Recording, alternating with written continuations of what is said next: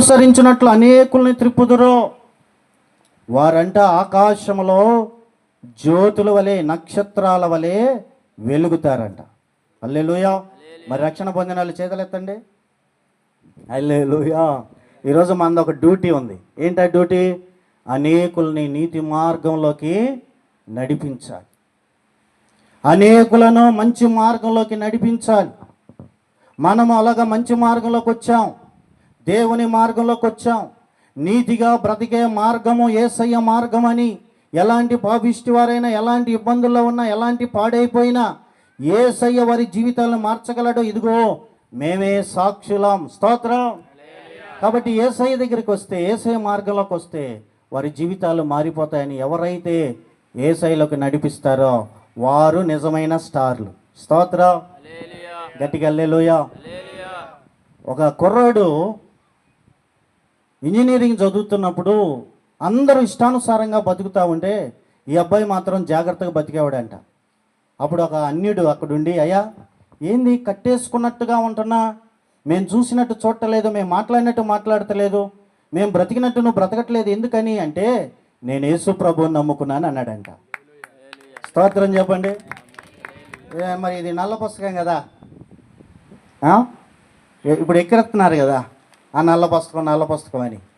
ఈ బైబిల్ను పట్టుకొని కాలేజీ నుంచి రాగానే చదువుకోవటం, అందరూ ఇష్టానుసారంగా బతుకుతున్న తను మాత్రం జాగ్రత్తగా ఉండటాన్ని చూసి, అరే నేను ఇలా బతకలేకపోతున్నానే, అతడు నా వయసులోనే ఉన్నాడు, నాకులాగే బ్రతుకుతున్నాడు, కానీ నేను చేసినట్లు బ్రతకట్లేదే, ఇతడు వ్యత్యాసంగా ఉన్నాడు, లోకానికి ప్రత్యేకంగా బ్రతుకుతున్నాడు, ఏంటి కారణం అని, ఓహో యేసు ప్రభు నమ్ముకుంటే ఇలా ఉంటారా అని ఆ రోజు నుండి బైబిల్ చదవటం మొదలుపెట్టాడు. తన జీవితం మారిపోవటమే కదండి, ఆయన ఇప్పుడు గొప్ప సేవకుడు అయ్యాడు. చప్పట కొట్టండి గట్టిగా. హల్లెలూయా. అనేకుల్ని దేవుని మార్గంలోకి నడిపిస్తున్నాడు. ఏమన్నా సువార్త తిన్నాడా? ఏదైనా సువార్త తిన్నాడా అంటే లేదు, ఒకని జీవితాన్ని చూశాడు. ఈరోజు మందిరానికి వస్తున్న మనం, ఈరోజు ఎన్ని కష్టాలైనా ఉండొచ్చు, ఇబ్బందులైనా ఉండొచ్చు, కానీ మనం దేవుని మార్గాన్ని అనుసరిస్తూ అనేకులు ఆ మార్గంలో వచ్చినట్లు ప్రయత్నం చేస్తే, మనల్ని బట్టి ఎవరైనా దేవుని మార్గంలోకి వస్తే ఖచ్చితంగా ఆయన మనల్ని ఆశీర్వదిస్తాడు. మన జీవితాలంట యేసయ్య ఎలా చూస్తాడంట? నక్షత్రము వలె. హల్లెలూయా. ఈరోజు స్టార్లు పెట్టుకొని ప్రయోజనం లేదండి. మనం ఏం చేయాలంటే ఆ స్టార్ లాగా ఎలాగైతే నక్షత్రం యేసయ్య దగ్గరికి నడిపించిందో మనము కూడా అనేకుల్ని ఎవరి దగ్గరికి నడపాలి? యేసయ్య దగ్గరికి నడపాలి. యేసయ్య దగ్గరికి నడిపితే ఏమవుతుందంటే నీతి మార్గము. హల్లెలూయా.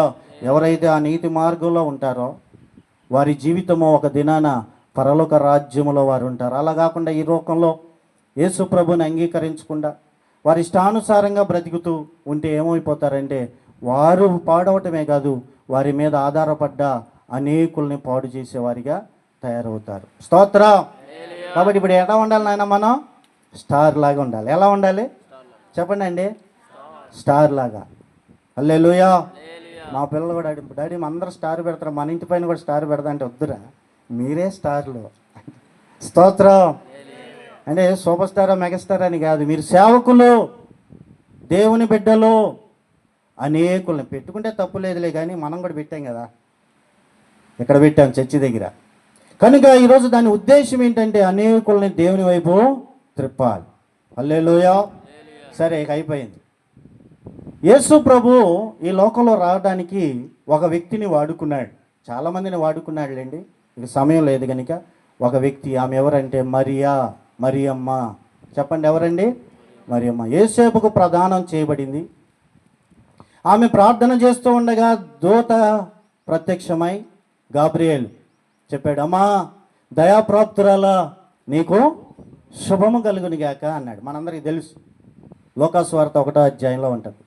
ఈ శుభవచనం ఏంటి ప్రభువా అని అంటే, నీవు కన్యకవు, నీవు గర్భము ధరించి కుమారుణ్ణి కంటావు, అతనికి యేసు అని పేరు పెడతావు, అతనికి తన తండ్రి సింహాసనము దేవుడు ఇవ్వబోతున్నాడు, అతడు దేవుని కుమారుడు, పరిశుద్ధుడు అని చెప్తే ఆ మరియమ్మ ఏమంది?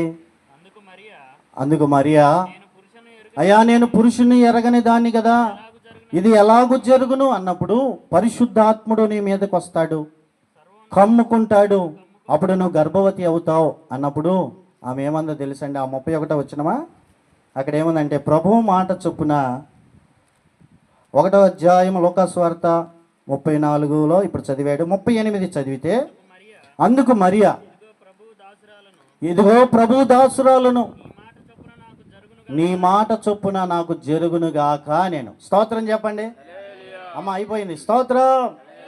ఇప్పుడు ఆమె కన్యక, యవనస్తురాలు, ఆమెకి మనసు ఉంది కదండి.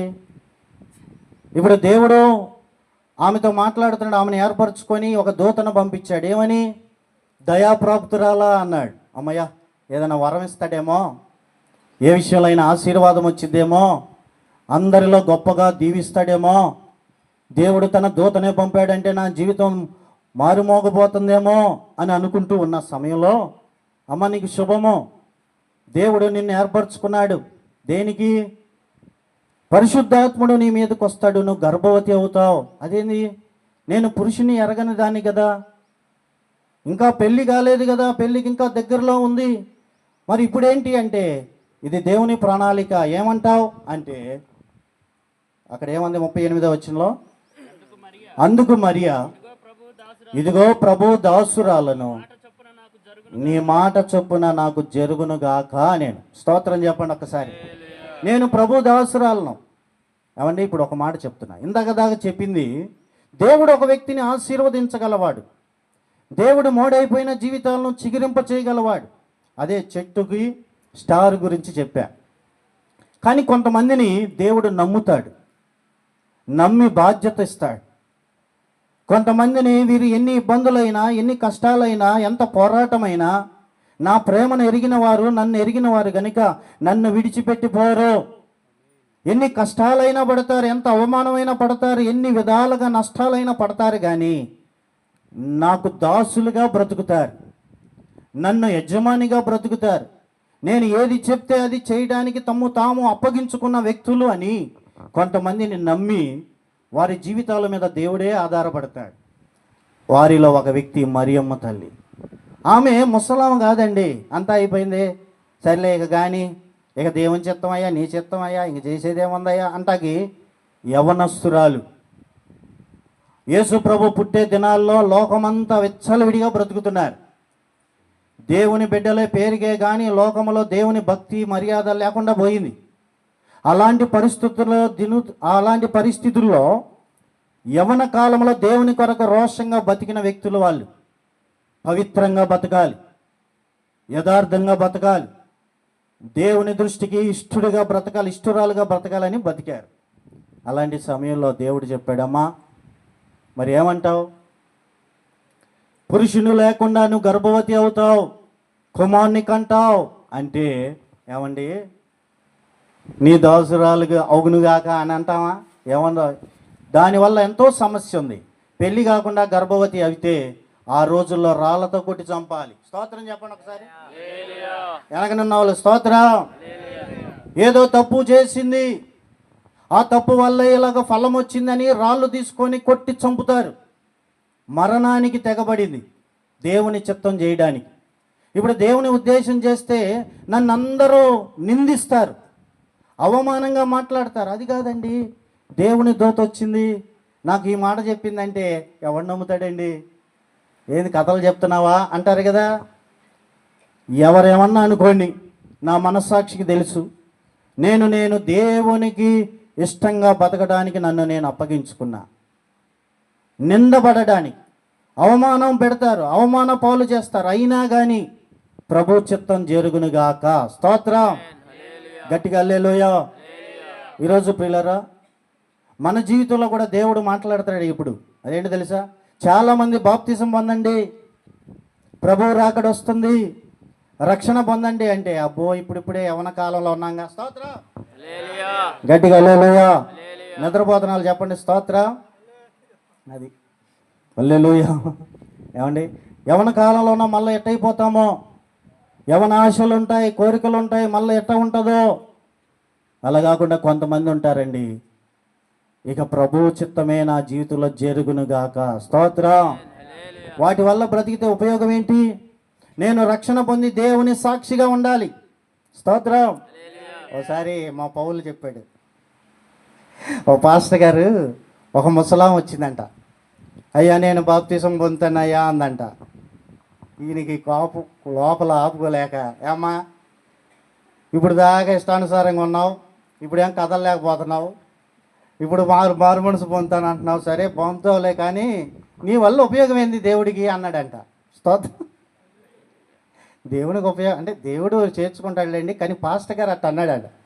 నా కుర్చీ లేకపోయి నీ కుర్చీ ఇవ్వాలి పోతడిది. స్తోత్రం. చేయండి అసలు స్తోత్రం చెప్పండి వెనకాల వాళ్ళు. ఇప్పుడు నాకు కుర్చీ లేకపోయి నీ కుర్చీ ఇవ్వాలి. ఇప్పుడు నేను వస్తున్నానంటే నా దగ్గరికి ఎవరు రాకపోయినా నిన్ను మాత్రం ఏమండి కూర్చోబెట్టాలి, లేకపోతే తీసుకెళ్ళాలి, ఒకవేళ నువ్వు రాలేకపోతే బండి వేసి తీసుకురావాలి ఏమండి అని ఊరకే అలా అన్నాడంట. వాళ్ళ బంధువు అయి ఉండిద్దిలే. స్తోత్రం చెప్పండి ఒకసారి.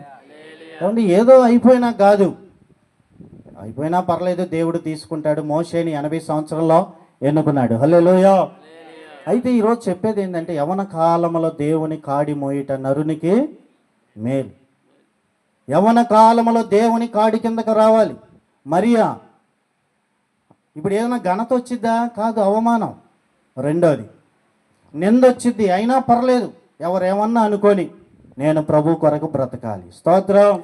చేయని దానికి అంటారు, చేయదానికి మాట పడాలి, చేయని దానికి మనం నిందలు పడాలి, అయినా పర్లేదు, ప్రభుకు చూస్తున్నాడు కదా, నేను ప్రభు చిత్తం చేయడానికి నన్ను నేను అప్పగించుకుంటాను. ఈరోజు దేవుని కొరకు బ్రతికినప్పుడు, దేవుని మార్గంలో ఉన్నప్పుడు కొన్నిసార్లు అవమానాలు, కొన్నిసార్లు నిందలు, మంచిగా వెళ్ళినా అవమానపరిచే విషయాలు, ఎంత జాగ్రత్తగా ఒకరు బాగుపడాలి అని ఎంత ప్రయాసపడినామో, బాగుపడిన తర్వాత ఏమండి బాగుపడిన తర్వాత మనల్ని వదిలిపెట్టేసే పరిస్థితులు, ఇలాగ ఎన్నెన్నో వస్తాయి. అయినా కానీ ప్రభువు చూస్తున్నాడు, ప్రభు కొరకు నేను బ్రతకాలి. స్తోత్రం.